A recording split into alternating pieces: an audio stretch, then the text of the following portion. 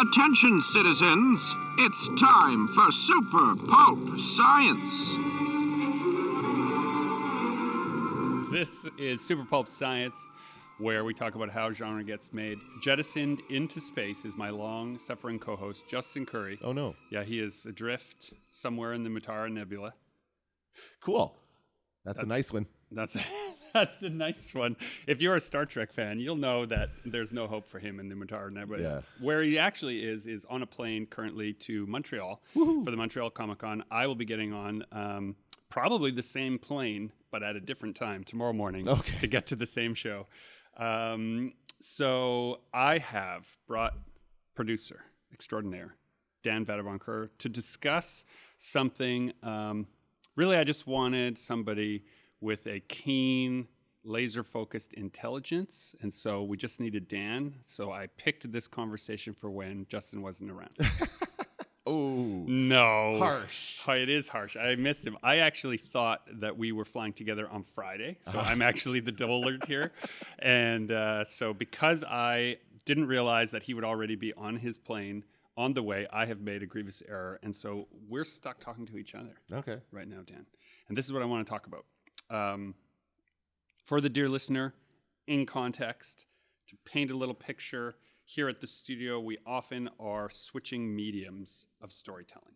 We're storytellers primarily at the studio. We do comics, books, do a little film, television, theater, some video game stuff. That's sort of like where we float around in. Dan has experience as a podcaster, as a news media guy, writing copy for the news, doing broadcast news. Back in the day, you said that's what they used to call it, broadcast. Well, yeah. I mean, we used to have a broadcast major in our program, right? That's what we used to call it. Now it's called media production because that's what it's about. It's not about broadcasting anything. It's all in the internet these days. So. It's all in the internet. So the thing I wanted to discuss, or what's been on my mind, because I have a whole bunch of projects that are all concurrently deadline related, how often my brain has been switching channels and how that has changed the storytelling and what I'm thinking about in the storytelling. And what I said before we started, dear listener, was I'm not sure exactly what I want to say on this topic. I almost want to have the conversation so that I can understand what I actually think about it. Sometimes when you're deep in doing a thing, you don't pause, as my ancient teacher training is supposed to suggest. You should pause in the middle and reflect upon what's working and what isn't working and why. And I think that is a role this show plays in the theater life, is that we pause long enough to talk about what we're actually doing, and it allows us to listen back later and go, no, we don't, I don't agree with that, or yes, I agree with that, I still agree with that. So this is one of those moments, so we're going on the record. So how the nature of the medium the story is going to be presented in affects the telling of the story itself. This is sort of what's on my mind. And one of the things that you mentioned that I think is a great launching point into this conversation, because it didn't occur to me, but it's so relevant, is the way in which people want to find what they want to find and how they want to find it. Why don't you? Yeah, well, I was just talking about how in this media landscape, we have so many different options for movies, for TV shows, for music, podcasts, any different type of media. There's so many different platforms for each one of those things, and people really like to customize their experience. It's not really happening on the smartphone, right? Everybody has apps for all these things, and so the smartphone is a very personal object that everyone customizes to themselves, and then they want to be able to customize the content they consume as well. So they might decide to choose, they'll stream some video on YouTube, but they'll also watch some series on Netflix, and they'll still read books, and they'll still read comics, and they'll still have that kind of stuff. So that's also in their evoked set of media that they're engaging with, but they can't engage with all of it. That is the problem, right? So as a content creator, you still have to put your content everywhere, but you have to also be okay with the fact that not everybody's going to engage with it everywhere either. Right. Okay, so for the purposes of what I like to set is operational definition, so you can refer to the same things all the time, meaning the same stuff. So when we're going to talk about content now, if I say content, in this context of this conversation alone, because I kind of don't like the way the word content, but you don't like the term content creator? In the yeah, terms, he cringed everybody. I cringed. But in the context of this conversation is a useful operational definition. Sure. So if I'm writing a book for the purposes of this conversation, content. If I'm making images for a graphic novel with words attached, content. The screenplay, content. So this is how we're going to frame this conversation. But I want to ask you, related to that, does the content, do you think, change based on the medium it is being transmitted Yes, through? absolutely it has to. It can't just be the exact same thing posted everywhere. You have to adjust whatever it is. I was having that exact problem this morning. I was telling you that I'm in the process of dumbing down my phone. I'm getting rid of my smartphone. I'm getting a flip phone. It'll be fun. It'll be kind of retro for a while until I lose interest in it. But in that process, I post a lot on TikTok. I'm still going to use my actual smartphone to post on TikTok. I'm just not going to take my smartphone with me when I leave the house. It's just going to exist as basically a small tablet where I can post videos from. And so, but I'm also trying to learn more about editing, or even just get back into editing on my laptop, because I used to always edit video and audio on my laptop, and things like TikTok have taken us away from that. We're always using it on our phones. So I posted my new video this morning, was a review of the new Beverly Hills Cop film. Have you seen it? I haven't seen it, Okay. but I was a big fan. I'm thinking now, was I a big fan? Well, of the first two, I'm sure you were, but the third Yeah. one was a bit sketchy. We all went through it, dear listener. And depending on how old you are, we all went through our Eddie Murphy phase. Yeah, I think so. Yeah. And so if he's back, I guess that's okay. It is, and it's actually a pretty good movie. I quite enjoyed it, and so I posted a little video about this. This is what I do when I watch movies. I'll post a little 1 minute or 1.5 minute review of it, but I've been doing this on TikTok for the last however many years, and I'm very used to the TikTok process, which allows me to also add this text and kind of format it in a certain way, make it a vertical video. Which I realize might be a bit limiting because not everybody watches TikTok on a vertical screen. I think that's one direction that app is going. But I wouldn't let me switch it. So I had to, what I really should have done, and then also I want to post this on YouTube, where it will be also a vertical video and that kind of stuff, or horizontal video rather. So the point is, I can't take the exact same video file, and post that across all the platforms equally. I have to adjust it. I have to reframe it. And maybe add subtitles, do other things to it as well when I change that and post it to a different platform. Is that what you're talking about, or are you talking about something? I think so. So I'm scratching away. I'm a visual learner, dear listener, or a visual thinker, and so I'm always scratching out what my ideas look like. And so what I've got right now is that we've got content, right?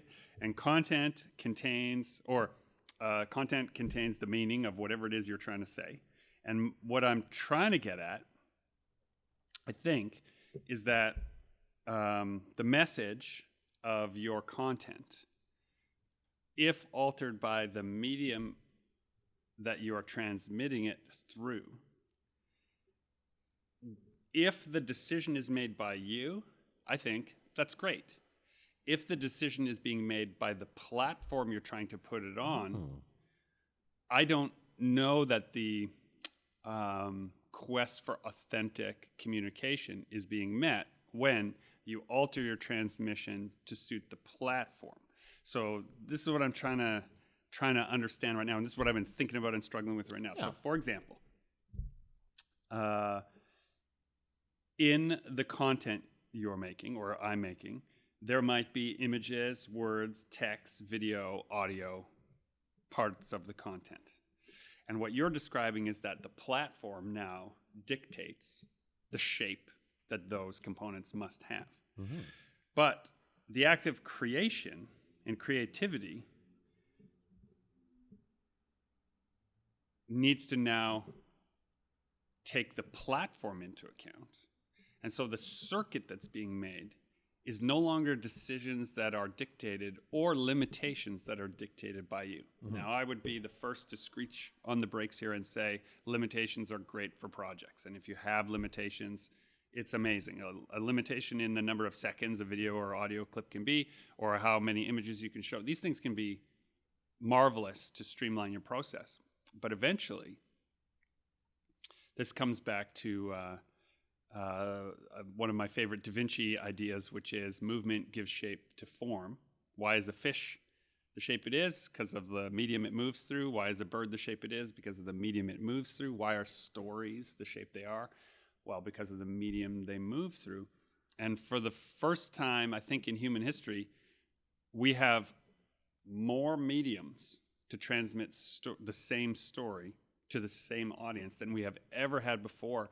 And I've been seeing a lot of frustration, disconnect. I've been feeling it myself in how to tell the story you mean on a platform that wants it to mean something else. Have you ever had a single moment's thought about my responsibilities? Have you ever thought for a single solitary moment about my responsibilities to my employers? You know, the easiest thing I can describe as far as like adapting a story from one medium to another is a film adaptation, right? You take a book, a novel. I just finished watching Jaws, of course, which is phenomenal. It's my favorite movie of all time. I've never read the novel.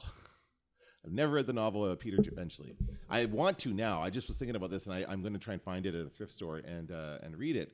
But and because there's a movie novelization that's separate, it's is different. There is, okay. yes. So well, don't there's another thing. So then that's something I really enjoyed as a kid when I loved movies so much that I would often buy the novelization of those movies, which is basically just kind of a novelization of the screenplay, I believe, because the story was first told as a movie, and then they're creating a novel from that story. Well, they're usually produced, and I know this from some inside baseball a little bit. They are usually produced concurrently, and so the script is passed off to the publisher, and then the novelization is being. Because there's a lot of, it has to come out at the same time. Around the same time, right. There's a few examples where scenes that are in the novelization are completely different in the movie. The Outsiders, I think, has a key scene. Maybe, in the movie. yeah. My kids were telling me about it because they did The Outsiders in school. But that's one that people say the movie never quite got it because but again, this is a novelization is different than a novel. Yes. Right. So yes, of course. Right. So yes. the novel is one. Novel comes first. Novelization comes after the movie. After the screenplay. Or at the same time. Concurrent to the screenplay development, Right. Which means the beat sheet and the screenplay have been put together and they have their scriptment or their treatment and they know sort of what is all going to be in it. They've been given by the publisher a page count and they have to either expand or shrink it to fill those things. That's right. Right. Interesting. The example I was going to talk about was the Splinter the Mind's Eye, which is the sequel. Well, not the sequel to Star Wars, but it might have been. Luke and Leia are like a romantic love interest because they hadn't come out with a part where they were brother and sister yet. Whoops. It's a little creepy. But the plan was if Star Wars had turned out to be like a mid-level success or just like barely breaking even, but warranted a sequel, that would have been the blueprint for the sequel that we would have got, which would have taken place on one planet, one setting, very like low budget, not a lot of expensive stuff. And Vader's the monster who comes to get them. Yes, right. Yeah, it's very straightforward. So, but that didn't happen, and we still have this novel. It's a great story, but it's not the movie. So, but that's an example of a story that was told with more than one medium in mind. Right. When you are making anything, you do not know how the audience will respond to it. If you are making things inside of a system where people's livelihoods are on the line, you're often making adjustments for the sake of, can we make another one and keep everyone employed?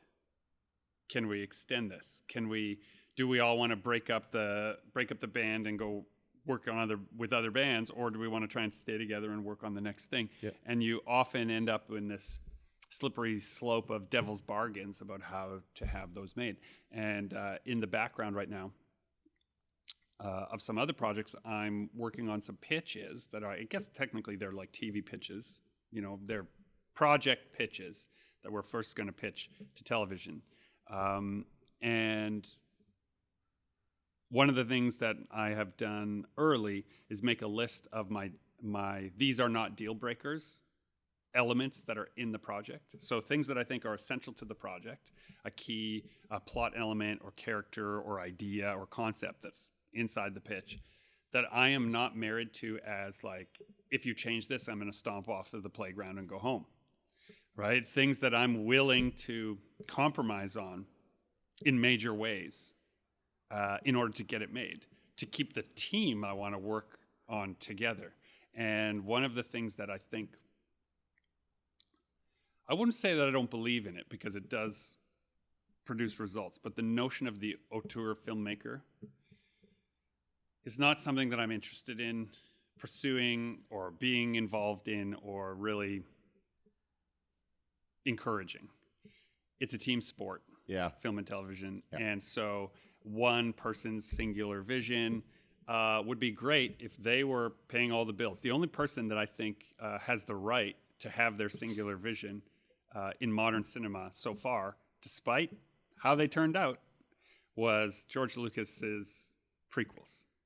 He risked all his own money, and so he got it his way. Yeah. And people didn't like them, but they were the thing he wanted. Well, people did like them, though. That's everyone forgets that, the old fans didn't like them, but a lot of younger fans loved them, right? Yeah, so a lot of kids I should say that. I did not like them as much as I wanted to like them, but I was also not the audience. And when you hear him talk about who they were for, he's not describing me, so maybe he hit the mark much more accurately. Yeah.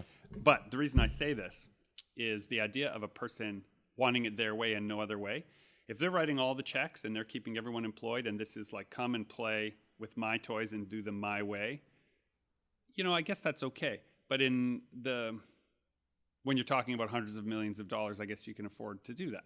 I don't have hundreds of millions of dollars. And so I would rather make some changes to the message, the medium, or the project in order to keep the team together, moving on to the next thing. And to have the story told, because if it doesn't get done, then nobody's going to see your story or read it or watch it or whatever it is. Like if you don't compromise along the way at some point, it's just going to break down, and that's just going to...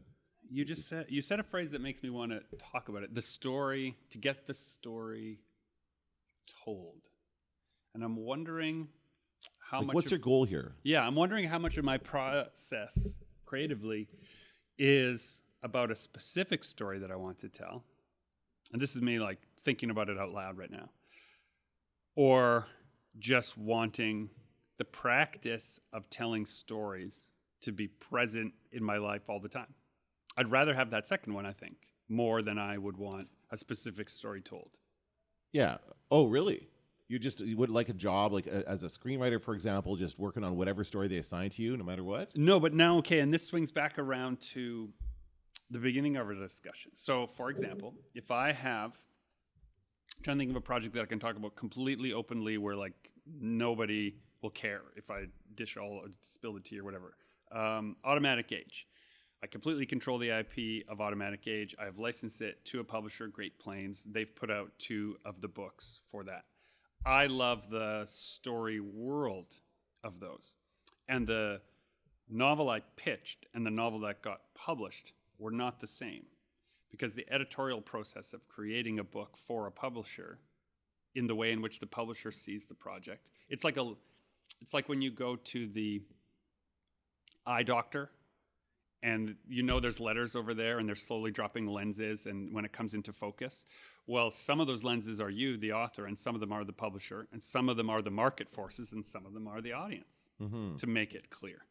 And you're not ever in control of all of those things, and I think so much of the stress of me as an early creator was believing that somehow I could control those things if I just did it a certain way. And now that I know there are certain things beyond my control, the process of working on a fun story where the core meaning is personal and in a way private to me, but the expression of it can change in multiple ways, so that the book that came out is not the book I thought I was writing, but I'm very proud and happy with it, enough that I did another one set in that world, and enough that I've got another one coming out that's tangentially connected, sort of ideas I'm not through with, and then another project that I'm working on with Ariel Gordon, which is also... We haven't decided if it's related. That's sort of one of the parts of our draft. Yeah. We're in a draft where, and the working title of this project is Blood Letters, but possibly When the War Met the Sky. It's an epistolary story where at one point, as we were working on this story about these characters that are involved in this future war, and we're just writing it as letters back and forth to each other, so we don't know what's in each other's heads as we describe where in the war these characters are. Makes it kind of fun because you're asking questions, sounds awesome. Right? At one point, she met me and said, "Hey, wait, you used the word automatics in this letter. Does this mean it's connected to the Automatic Age? Is this part of like a grand plan?" And I said, "No, I just sort of used a technology I understood which is when I had made up for this other thing, I understood it enough that I felt the character could speak about it the way people spoke about, like we might speak about an iPhone or a streaming just generic service. technology. Yeah, Generic technology. And she said, "Oh well, isn't your other book?" And she had read it. You know, she said, "Doesn't your other book have this great big war that never happened that people don't really know what went on there?" I said, "Well, I guess there's one character kind of mentions this thing that happened." She said, "What if it's this?" And we didn't decide. The key thing here, and kind of Splinter of the Mind's Eye related. Mm-hmm. We don't know where the story will go. We don't know how far it might reach. The idea that we would somehow do this shared universe on purpose, it's almost like a expectation now in IP development that everything be connected. I kind of don't care if the one person that reads and likes Ariel and my book reads automatic. It's just not up to me. And that's one of those focusing lenses where the assumption that someone will consume all your media, let that go. It's Marvel's big mistake in the MCU, right? That's what the last few movies have flopped because nobody wants to see everything. Yeah. And now there's too much. Yes, so, too much to see. People want to choose what they want to watch. Here's Johnny. One medium that I consume a lot of, that I don't produce any content for, is audiobooks. And it's on my bucket list of like, if I had my druthers for simply like making stuff in a medium that I consume, probably spend the most time consuming a certain type of media, it's probably audiobooks, just in hours in a year. Far more than I watch television, far more than I read print books lately. I'm listening to stuff while I'm drawing or working on things. So I would love to work on that. But whenever I think about my writing process, if I think about it as an audiobook production, I cannot write. Right, because that's not how you write. That's right. Right. We're saying the word write a lot. Okay. Here's the correct thing.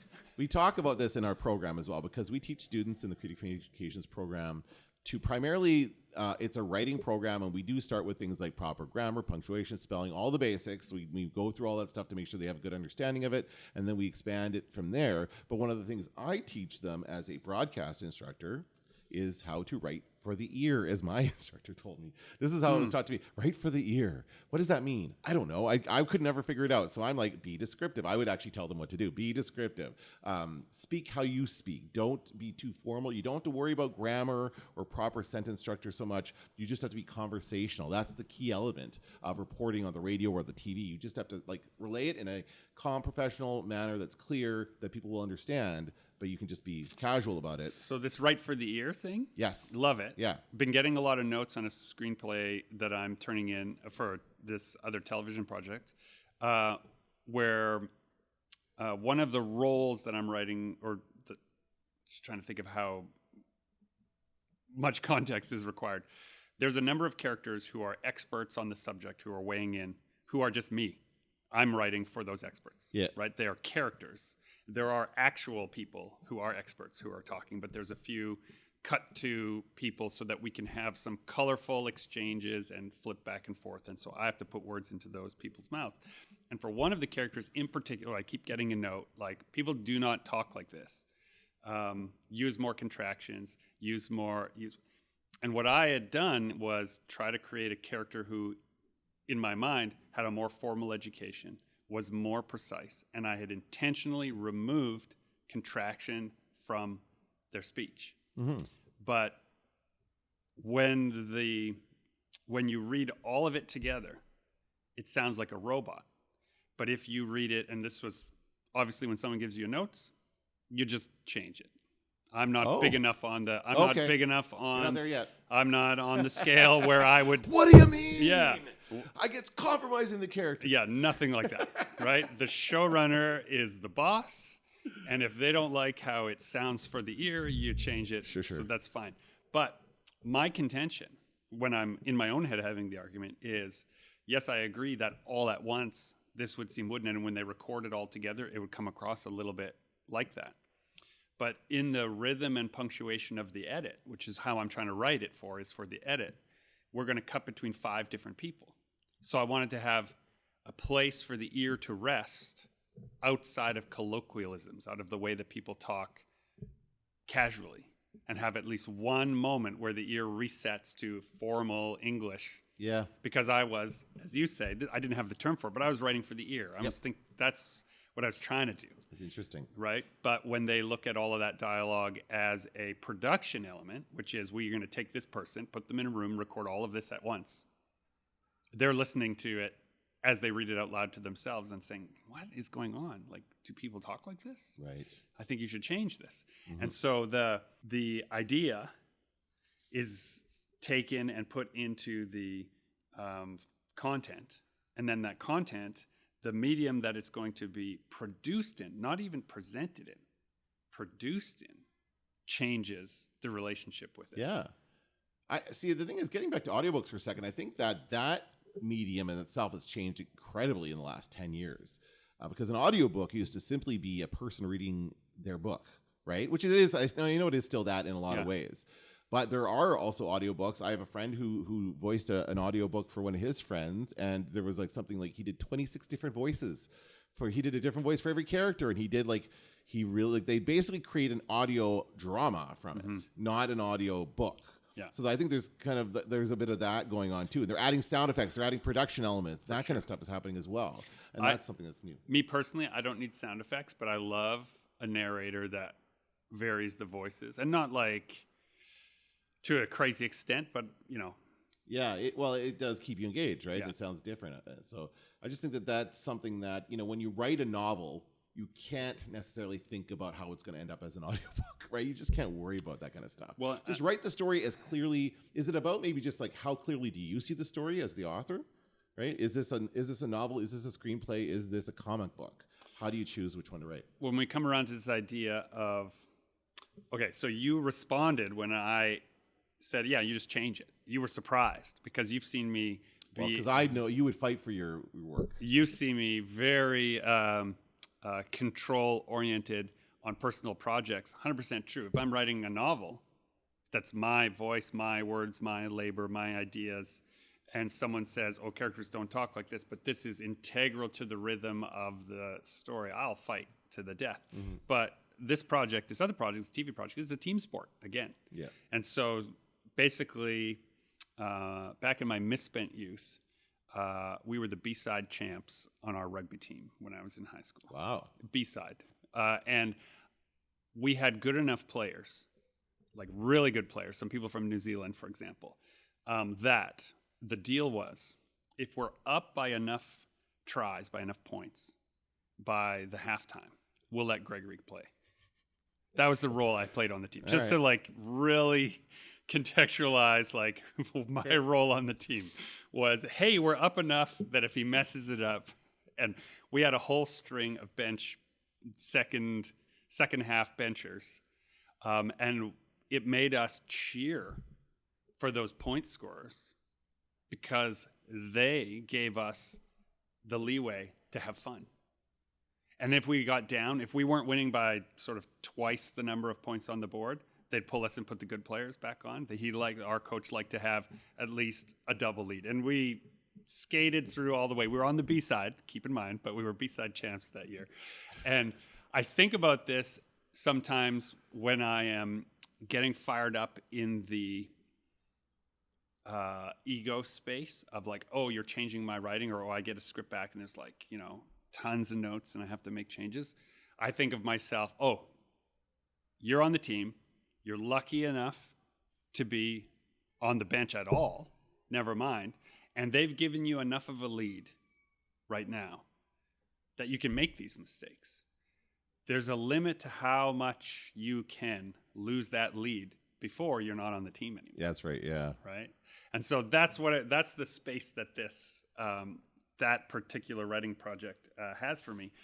And I think one of the things about it I'm realizing now is because I have a lot of different projects and somewhere I get my way completely, it's much easier for me to give it up in other areas.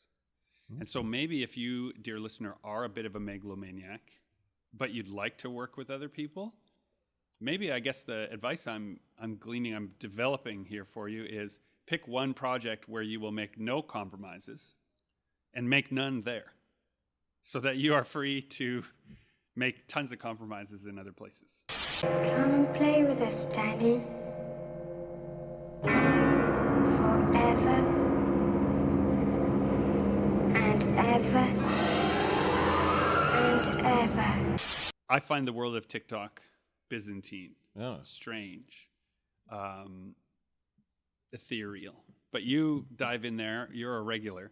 So tell me about how an idea goes from, I had an idea, maybe you're on the bus, maybe you're at work, maybe you're here, to I'm going to present it as a video conversation. Yeah, it's different for a lot of different people, and I think that's part of the fun of TikTok is figuring out how that looks for you as a content creator. That is the term that's the term everybody uses for themselves. Everyone calls themselves content creators on TikTok, even if they're not making money at it. And that's the one thing I really like is that people feel empowered to create content, to do all this stuff. Like as in Canada, for example, there's no creator fund. Like nobody in Canada makes money, even if you have millions of followers. You don't. You can make money off of brand deals and like doing partnerships and that kind of stuff, but you can't actually make money from your views the way they can in the US. So that's something to keep in mind. So rather than mention the platform every time, let's talk about. Oh yeah, no, it's not specific to TikTok either. It's vertical video. It's Instagram let's just too. call it is the operational definition of a video conversation applicable to this? Because you're just having, how it feels to me is just people are having a conversation, a one-sided conversation. Well, tell me what kind of videos you're seeing that make you think this. Mostly it's a floating head over top of somebody else's video, an image, or some Stills. There's only one official content creator, I'm just trying to look them up now, that I look at as being, that I follow regularly, and that I look at her as being, hold on, I have to find it. Just give me 1 second. No worries. This is the problem. You can never remember the names of some of these people, and there's like no standard training for this. Everything looks different. I know the kind of content you're talking about. It's I call it the floating head. Yeah, floating head is a good way of describing it because it's like the person moves around and it's usually a still that they've taken on their phone and they could just put their face over top of it. Who's this? What's their name? Okay, so I'm a big proponent of the way science media is not really interested in educating anybody about science anymore. Do not like it. Miss the Carl Sagans of the world. Yeah. Right, and the Isaac Asimovs of the world, miss them. And I think a natural successor to that style of science education is this person who goes by the name on social media of Astro Alexandra. Okay. And she does science news related specifically to a very narrow field of interest for me, which is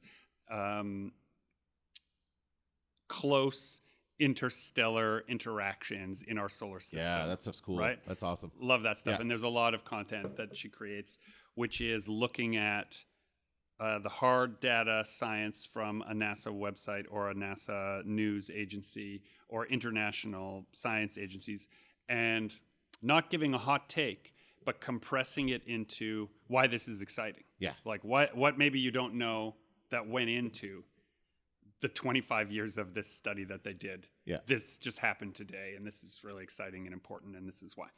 So this kind of video where this is just a person floating over flow charts and what would be otherwise boring information, enunciating in an excited, interested, infectious, this is so cool, why don't you find this cool also? Let's find this cool together. These are my favorite nerds. Yeah. Yeah, Always. I follow a lot of creators like that for sure. Yeah. So these conversations, these video conversations where they're just, it's not quite a lesson because it is completely biased. Oh, yes. There's no, yeah. There's no journalistic integrity here. Yeah, we know. Like, they're calling out the people they don't like, and they're absolutely, like, and the parts they don't like, and the things they do like, and that's all there. So when you're going to create this, what's your process? I have only made a few videos like this, and I want to do more. This is something that I have a bit of an issue with myself being on camera, which I'm trying to get over. And I do these trivia videos. It's my main thing I do on TikTok, which is very easy for me to do because all it is reading movie trivia questions off a card of a board game that I bought from the dollar store. So I've done this for a couple. I've done it. There's Seen It, which is one that came out back in the day during the DVD days, which was a board game where you put the DVD into the DVD player and would have video clues. Do you remember this? I remember one like it that was like a murder mystery one. Well, that's a little bit different. You're thinking about the one with the Klingons. And there was a Star Trek one. Yeah. This is different. This is basically just a board game. You have your pieces. You have cards on as part of the game, but you also have a DVD in the player and then ready to go. And so when it says play something for the DVD, you just play it, and that's another part of the game. So I've just taken the cards because there are 3 questions and they are easily answerable, and they're laid out in a way that I can look at one at a time without seeing the answers.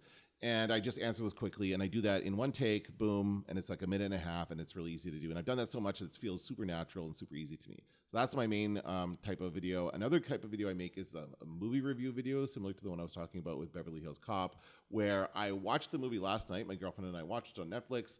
This morning, I wrote up a short script just in Word of what I would thought about the movie, and then I kind of maybe tweak it a little bit, but not a lot. Like I don't spend a lot of time like revising or anything. It's just like write it out, and I try to just look for kind of a beginning, middle, and end. I don't really think about the structure as much as I should, but I would like to start thinking about that more. Can I ask why you say should? Because I think mine's are kind of sometimes they're kind of aimless. Sometimes I'm not making as much of a point as I would like to, and it depends on the film. For this one, I thought it was good. I made a good point. I talked about the things I liked. I talked about a couple of things I didn't like. The main thing being that there was no opportunity to see this film in the theater. I thought that was kind of a not a good thing because this is a really good movie to see in the theater. But anyway, I make those videos, and it's very straightforward where I write up the script on Word. I record it into an audio file, much like I'm doing right now. Like this is my medium, audio, and I've been recording podcasts for years, so I know that. And then I take the trailer for the movie, and I download the trailer, and I try to edit it in a way that it fits to the audio. So and I don't, of course, because the trailer images are allowed. You can use those. And right? it took me a while to learn that lesson. That is something that I was like, I tried doing something for a while called the clip of the day, where I would post like my favorite little scene from a movie and say, this is why I like it or something.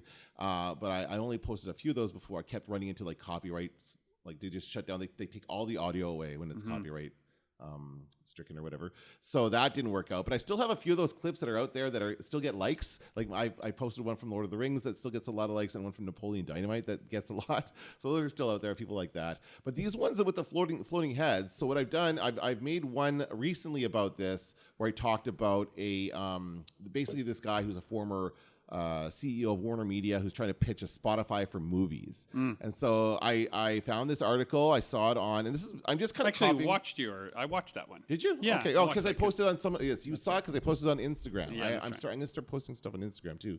But that's the kind of stuff. So basically, I'm just kind of going based on what I think other people are doing. There's no course that I've taken to teach me this, but I found the article, caught my eye. This is interesting. I think I could make a point of this. So I wrote myself a script basically summarizing the article, a couple of key points, what I think is good, what I think is bad, and then maybe a question for the audience is another thing I try to come up with because people like to have something to respond to. And that's it. And I just write it up very quickly. Now it was tricky because I'm still learning the software on TikTok, but I tried to pick at least 5 different images to put my floating head over. Because you can do it with images or video. The next one I'm going to do is going to be actually with video. I'm going to try doing with video clips. But you can just basically you set it up so you can see your script and your phone. I have a tripod at home that I can do this with, and then you read from your script, trying to look as much into the camera as you can, and read it as best you can. Then switch the images every couple sentences to whatever you want to talk about. And as long as I'm speaking, the images have something to do with what I'm speaking to. I have a technical question about that. All those floating text, that's automatically generated, or you edit that after? You can edit. It will automatically generate subtitles, and then you can go in and correct them because they're always wrong. Yeah, I was going to say, I see some that are so wrong and some that are perfect, and I wondered, is this someone using a paid version and someone using an unpaid version, or is this someone with taking more care? It's someone taking more care. And I recently made the decision to take more care because I never used to care about it. And then someone made a point of it. It actually interfered with one of the ways I asked the question. And so I'm like, oh, I should really do that. And it doesn't take long. I'll tell you, once you work that into the workflow, it's like, and you're done. Red rum, red rum, red rum, red rum, red rum, red rum, red rum. Stop it, red rum. I have some observations here. We started this by talking about asking the question, does the nature of the medium affect the story itself? Lots of ways to interpret that as an answer. You can weigh in any way you want, dear listener. But I'm realizing as you're describing your methods for creating these videos, I've had a long history of discussing this method with people long before TikTok existed, long before the internet existed. We're going back to the 80s? Right? You and I are old enough to remember poets. And here's how I will decide how my operational definition of poems and poetry as I accrued it in that time before the internet. That a poem is a distillation of connection by the author with life as presented. Yeah. Right? You are trying to distill it. And why a poem to some people seems unreadable, unreachable, they don't understand what is being presented all the time, and they find themselves asking, what do they really mean by that? Mm-hmm. Well, that's exactly the point. What do they really mean by that? And it is usually someone has had an idea, they've done all the same steps as you. They had a notion, they wrote down the big idea, then when they tried to present it, they distilled it, tried to have a beginning, middle, end in some way, tried to have a meaning. And when you said, like, all these questions, like, should I, is the idea aimless? Is it just my opinion, or do I actually have something to say? I've heard this from poets my whole life, and I've spent a lot of time with poets, and like capital P and little p poets. This is really just the human capacity, desire to express what you're connecting with in the world around you. And as we connect with more and more media, the way we're expressing these quote-unquote poems is just through these video conversations out into the world. Little messages in little bottles floating around. But I think the difference is that in the 80s, if you published a poem in a newspaper or in a magazine, wrote it on a bus shack, in a bathroom stall, you would never know how the audience felt about it. Right. And there are maybe, maybe in the Western tradition, maybe 100 famous poets of all the tens of thousands of poets that there were. So the idea that you would ever have the luxury of speaking to an audience that you would get feedback from as a poet, it wasn't even on people's minds. And I wonder if that real life was the platform. Yeah. Right? The real slow world was the platform. Now we have different platforms. But and your assertion that you want to be on a flip phone is you saying, I want to spend more time on this platform of real life than I've been spending. That's right. Absolutely. And I didn't realize this is what we'd be talking about or even what I'd be thinking about, but I really enjoyed getting here from there because it is related to, or do you think that is related to the way in which the mediums are changing? I like being compared to a poet. I've never been, actually I did win a poetry contest once when I was a kid about Delta Beach. In the 80s. In the 80s, yes. In the 80s, that's where right. we expressed ourselves with words. Yes, it's the only way. And it was published in a magazine.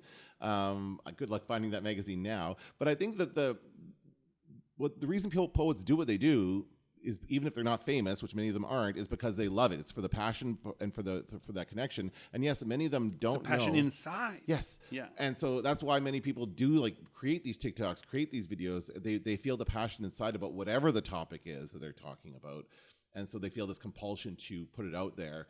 They have a better chance of reaching an audience now than they used to because the algorithm chooses now. So that's kind of and basically we're just kind of putting ourselves at the mercy of whatever algorithm we're choosing. I prefer the TikTok algorithm. I think it works better for helping you find the people that are really kind of the same kind of people as you. But, there's Instagram and other things as well. But I think, it's about people expressing themselves and finding connection. That's all it's about. And as far as like the method, you can take like a written movie review. It's funny because I actually write mine out and I copy and paste my scripts into Letterboxd. Are you on Letterboxd? You ever do that? It's a social media platform for movies where you can just log all the movies you've ever seen and just give them a 5-star rating. And I'm not really like into it. I have one follower there. It's not, but I just kind of use this. I wrote like 100 pages of movie reviews on Word before I started doing this. And now I have all my written scripts there as well as a written piece of work. Hold on, back this up. You have 100 pages of movie reviews? Yeah. On a Google Doc. In an off-air conversation, dear listener, I'm going to connect Dan with a person who I know has been looking for a whole bunch of movie review content. Oh, yeah? Yeah, Okay. for a book that they're working on. Oh, okay. Maybe, and they keep asking me if I can produce this stuff for them, and I keep saying, like, I love movies, but this isn't the medium in which I want to express that love. Yeah. You clearly love movies and do enjoy the movie review as a medium to express that love. Maybe you're my secret ingredient.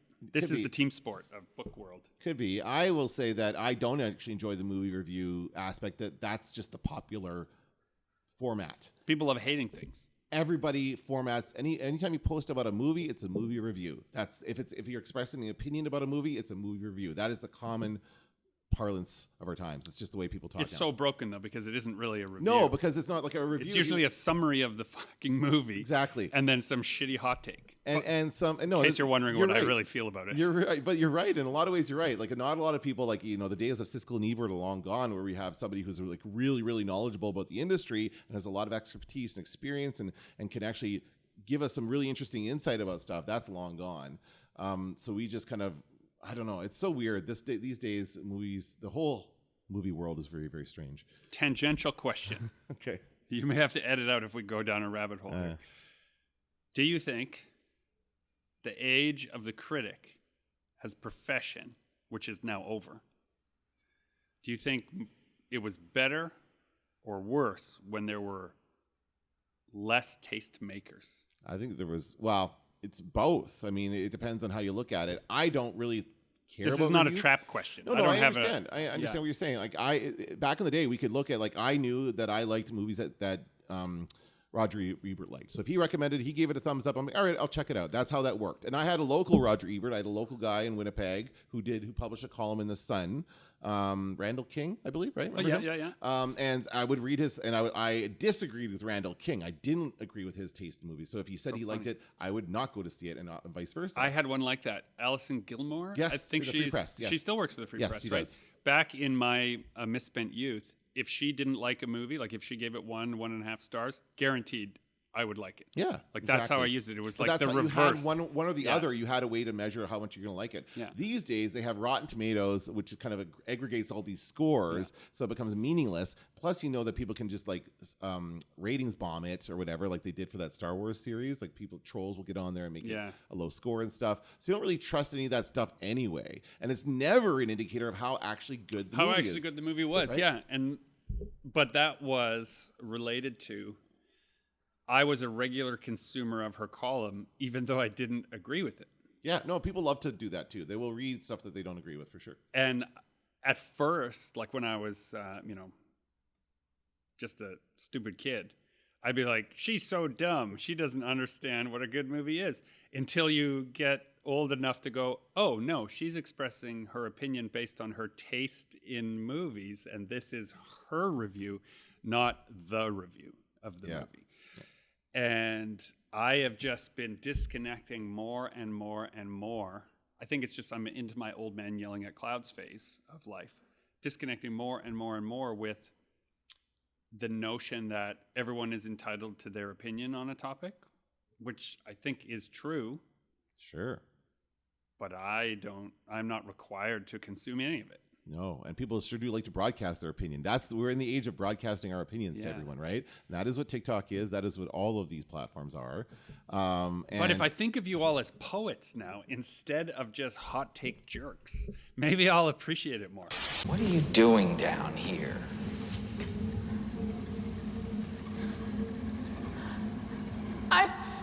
Just wanted to talk to you. Okay. Let's talk. I try not to have hot takes. I just try to give my. See, the thing is, like, I'm not even posting these videos as I just tell people what I think of it. It's not even like I'll say, you know, go see this movie or not, or I'll say like wait till it comes to streaming or something like that. I don't like, you know, say don't watch it at all. I let people make up their own minds. I just say whether or not I liked it, right? So it's not about like helping people find a good movie or not. It's just like putting my opinion out there. But I'm just now realizing that I am just in my old man yelling at clouds phase. If I think about my misspent youth at poetry nights and slam poetry events and things like that, what is that except somebody's impassioned hot take on a topic? Mm-hmm. I think the only difference was that there was a moment of disconnect. The difference to me was there was a moment where you weren't sure as to the topic. You had to figure out what they were actually talking about and then decide if their passion overrode your disagreement with what they said. A live presentation had that power. All that stuff still happens now. This is what I'm saying. As you're going through the feed, this is happening at one video at a time as you're swiping. Yeah, and so now I'm realizing that the thing that I wished we gone back to, it's just a medium that's changed. Yeah. There's actually more of it than there's ever been before. And I'm not gonna consume more of it, I don't think. No. But I am going to not that my opinion frankly matters, but the point I'm making is it used to bother me for the wrong reason. I was, I think, decrying the disconnect from what makes me mad still, this I still have a problem with, is that when the decision is being made and adjusted to fit a platform, and the platform is for sure making money off your content when you are not, I think there's a problem there. That is a problem, yes. Right? I love that there is a giant open mic night every minute of the day now. That part's cool, if I think about it contextually. I don't want to participate in that open mic night anymore, but I am keen that there is a way. But if the platform, and I'm just, in those days, it was the coffee shop, it was the bookstore, it was the third space that hosted those things. They also did some curation. There were certain nights that didn't allow, there were certain things that weren't there, but you had a choice to walk across the street where you could get what you wanted. I feel like we have mentioned TikTok and Instagram and YouTube on this show because what else is there? Right. So you don't have that choice of just walking across the street and the audience will follow you there, because that used to be what happened. Oh, Speaking Crow was here and now it's here. And you could just go wherever it was because you wanted that content. But the platforms control it so much more than they ever did before. Well, the platforms are the coffee shops now, right? No, because you can walk out of a coffee shop when you're done. You don't have to go to the same coffee shop if you feel like something else. But the platform forces you to come in there. You can't just take your content and go to another platform. Well, some of it you can. It doesn't work. Depends on what platform. It doesn't work. Think of, for example, right now, because of all the AI nonsense related to Instagram, a lot of artists are taking their stuff and going on to Kara, right? I never heard of that one. Exactly. That kind of thing happens every couple of years where there's a new platform. Let's all migrate here, and then nobody goes. Exactly right? what that I'm saying. happens quite a bit. And that's because the platform controls the audience. Yes. The audience doesn't control the platform. Back in the day, the audience controlled the platform in some respects because the platform needed the audience to come in, not just to consume the content, but consume the other elements of the platform. So in this context, let's use a coffee shop as an example. You're slinging coffee and beer to your audience, and you put on an open mic night and no one shows up. Of course, you change it to a different kind of night. If everyone shows up, then you go, oh, we want more of that, and maybe you add another night to it. But where you're making your money from that quote-unquote free content is not the content itself. It's the traffic that comes in. Right, yeah. And you don't have you didn't have the power to say, you, open mic person, you can only perform here, or this audience will not show up. We're going to, in fact, prevent this audience from leaving if you go across the street. Yeah. Do you think that if the platform gets bad enough, the audience will leave? Like, will we lose Facebook? No, because I'm still on freaking Instagram. It sucks. I'm not. Right? Oh, I'm so proud of you. I've been on TikTok this whole time. Well, okay, so I guess I've been cheating on Instagram with TikTok, and I'm going to start posting. No, you're going to see me. You're going to see more of my stuff because I'm going to start just copying the exact same video from TikTok, and because I don't have time to do anything else. I don't have time to format it properly. That's why I'm trying to figure this stuff out now, because I want to know what it to look. I want to figure out what I want it to look like. I'm making some compromises in the product because I know I'm going to put it on TikTok, Instagram, and YouTube. YouTube Shorts, by the way, which is their copy of TikTok. They all copy each other, these platforms, right? Of course. And this is exactly like, if I may shout from the past again, Marvel, DC, Dark Horse, Sure. they're all copying each other all the time in the comic book space. All the studios tracing the copy trend. everyone copies each other, right? Everyone had a volcano movie. Yep. Everyone had an earthquake movie. Everyone had an alien invasion movie, right? We were talking last night at dinner. For a little while, everyone had an Irish Republican Army movie. Remember that? Oh, How that yes. was like a trend like in the Name of 90s. the Father. There were so many. And it was like Yeah. in the 90s. And that's back now. The 90s are back. So, of course, IRA-related content is also I've been back. watching Dairy Girls, actually. Right? For example. So, obviously, that's what happens. Huh, We do interesting. that. The medium changes the content, but the creator should be determining the limitations. I guess this is my hot take on the whole issue. I think when a creator is placing the limitations on their own content, it is authentic content. The message can likely remain intact through its transmission. When the platform is setting the parameters of the content, it's very unlikely that the message you intend is the message that is being received, because it's basically systematized lack of context. Pardon me. You're being taken out of context on purpose for the purpose of the algorithm feeding what somebody else thinks. Yeah.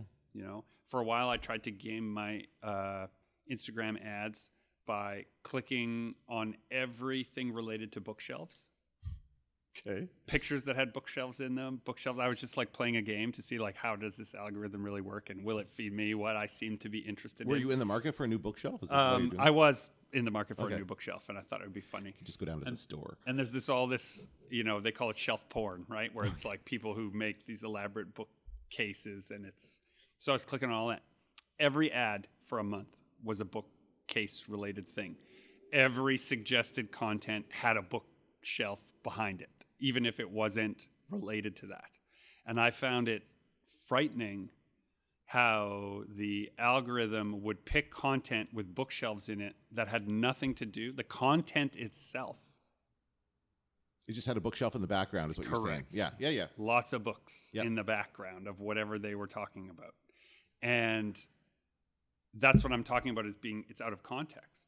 The message that they are trying to present is not how it is being presented. Yeah. Any piece that is in there is how it's being presented. And does it reach an audience? Yes. So what? Well, I mean, then you can get the audience response and feel however you feel when you get that response. But if you're just after that dopamine hit, like there's something more honest and true for me.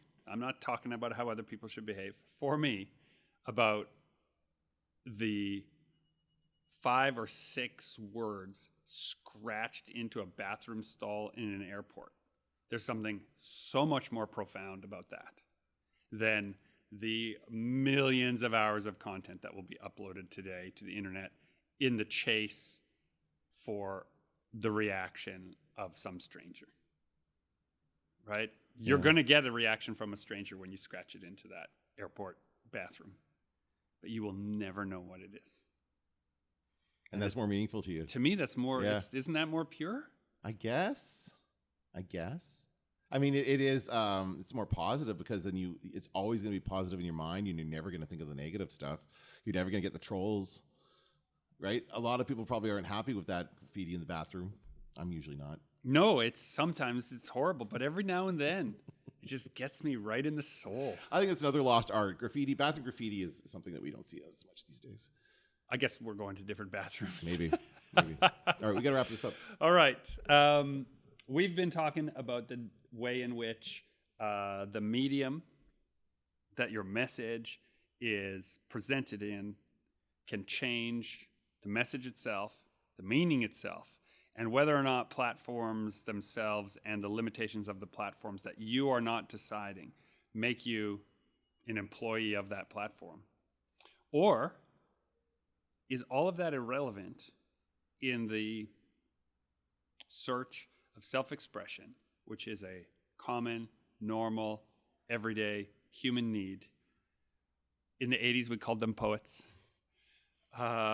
Is that all this is? It's just people really wanting to express themselves, and frankly, who cares if anyone ever sees it?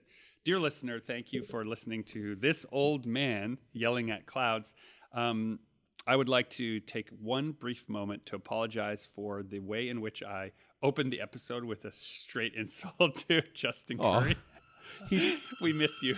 We miss you, Justin. And I'd like to go on record as saying it opened as a joke, but it's bothered me the entire recording.